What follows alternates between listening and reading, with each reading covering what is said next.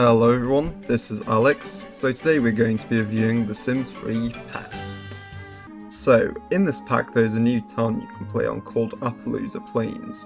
It is an animal kind of town which has an autumn setting to it, and personally I find this one of my favourite towns to play on. There are 3 new types of pet which you can now play as. These pets are dogs, cats and horses.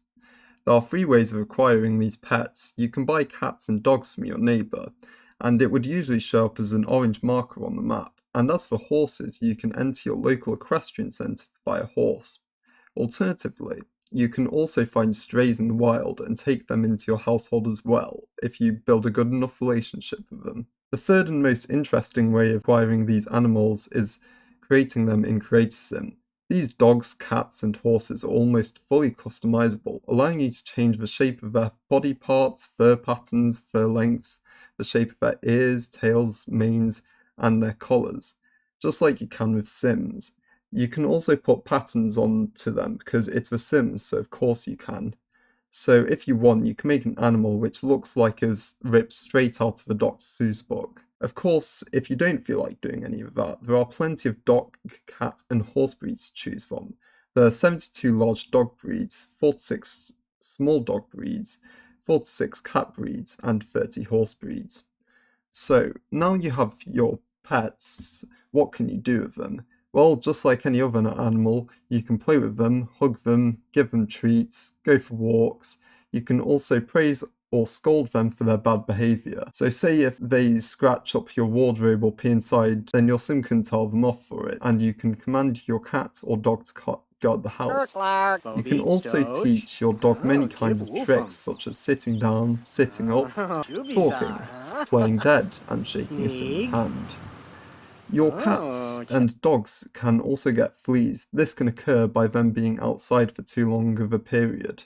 They usually go away in 2 days, but if you don't feel like waiting that long, you can always just give them a few baths and they won't have fleas anymore.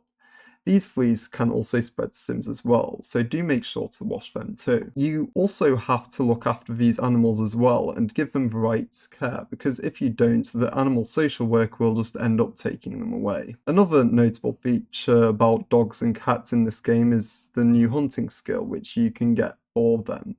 At first, your pet can train their hunting skill by playing with an object, or your sim can train them to hunt. Eventually, after a while, cats will be able to hunt prey and dogs will be able to hunt the collectibles around the world.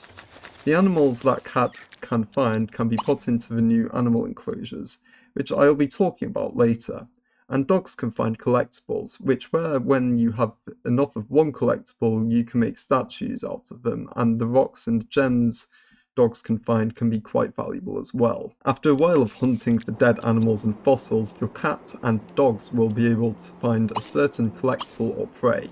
This will make it show up on the town view, and they can run to collect them. You can also breed your cats and dogs. This can be done when a cat or a dog has a high enough relationship with each other, and you also need to buy this special pen. So, you can try for a baby with a dog, and after 1 to 2 days, the dog or cat will eventually give birth. Enough about cats and dogs, as this pack is called Pets, not overpriced, overrated dog and cat crap. So, horses, you can care for them just like you can do with dogs and cats. Just make sure they have hay, water and an obstacle to jump over. And they are one of those pets which really do just look after themselves. Other than that, there are a few things which you can do with horses as well, because your sim can have a new riding skill, and also your horse can get the new running and jumping skill. Your horse's running and jumping skill progresses on its own, but it can also be learned from your sim riding the horse, which will also at the same time improve your sim's riding skill. You can also improve your sim's riding skill by going to the local equestrian centre and learning there. To get better at running and jumping, your sim can also take your horse to the local equestrian training grounds. Here there are a few obstacles for your sim to train your horse, and eventually after enough skill this horse basically becomes a living car. You yourself can also set up horse obstacles if you have a big enough plot of land in build or buy mode, and lining these obstacles up can let your sim go through a training course where the horse jumps through multiple obstacles.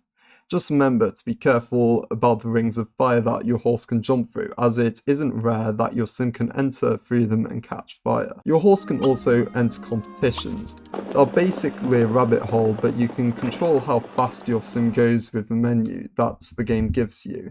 You can also see what place you're on in the menu.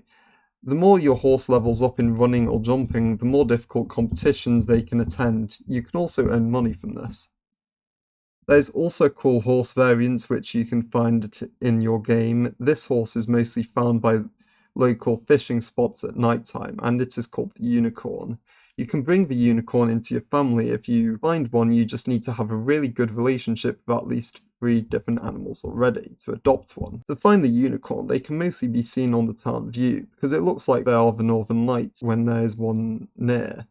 So what can these unicorns do other than looking cool and going really fast? Well, they can do anything a horse can do, and they can also light stuff on fire. They can also grant curses on other sims. They also constantly emit a rainbow light once you have tamed one, which I'm sure in this day and age will anger someone for the sims for being too woke. There are as well other pets other than cats, dogs and horses. You can also purchase little critters from terrariums, which you can get in buy mode. You can own lizard, geckos, iguanas, rats, squirrels, womrats, snakes, big birds, small birds, and ants. Your sim can play with these animals and remember to fill up their food, otherwise they just end up dying. Big birds can also fly around your sim's home, and some birds like parrots you can even train to speak words. There are also unownable pets in this game like raccoons and deer. But all raccoons do is knock over your garbage, and all deer do is just run about, so there's really nothing special about them. There is also a new woohoo location in this game, which is a hay bale, so your sims can get down in the dirt. So, is this pack worth buying? Well, the price on Steam is $17.99. In my opinion, I like mostly everything that this pack brings. I do not care too much about horses or small critters, but I do like cats and dogs, and as The Sims is a life simulator game, I feel as if this pack just complements to it. I do also enjoy the new town that you get to play in as well. So guys, that's going to do it for today's episode. Hope you like watching. As always, see you later.